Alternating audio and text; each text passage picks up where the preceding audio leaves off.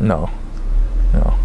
I mean, when the scene comes and something happens and it presents itself, sometimes it is totally winging it. Yeah. Being messed with is by another actor is what I love to do and what I love to get done to me. It's so fun, because, that's the best part of the game all the time. You can watch a professional sport of any kind, but the fun part is like listening to a little bit of the shit talking going on, between, and the sense of humor that comes with it, and then the love of the game. That's what I like. That I like the subtext. To me, it's become much more about craft, and I think actually on a smaller scale, though I think it's possible to do it on a really big scale, but I think that on a smaller scale, I think preparation is key. That I kind of went back to deciding, or sort of choosing preparation over everything, and the amount of time it takes when you have a lot less money to use, and you have to make choices very specifically, and they have to be kind of prepared much earlier on, so that you're free in, a very small period of space. You have a lot more freedom because of all the preparation that you've done.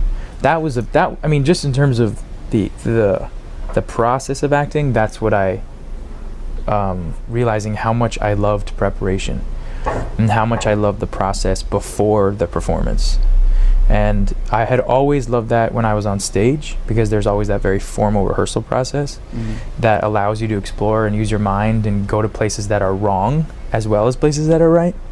And I love being wrong and right, and I love people saying that idea doesn't really work for this, and I'm having an exchange with the director. I love that. I love that kind of, I'm bringing an idea and it gets vetoed or it gets accepted. Whatever it is, it's just the ability to bring ideas.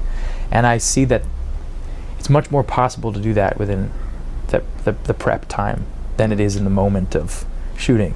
And the roles I've decided to do recently have allowed for that process much more. I knew that it would take a certain type of commitment, and I knew that I wouldn't be able to be in the form that I existed in the moment that I read it. I knew that I knew somewhere that my mind would have to sort of change a bit. I'd have to sort of venture off into another piece of my mind that I hadn't really explored. I could feel that somewhere.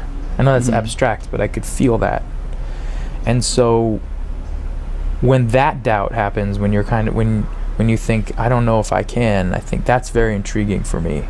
The I don't know if I can. With every movie, I mean, every movie and every character calls for something else. I mean, this just by nature of the preparation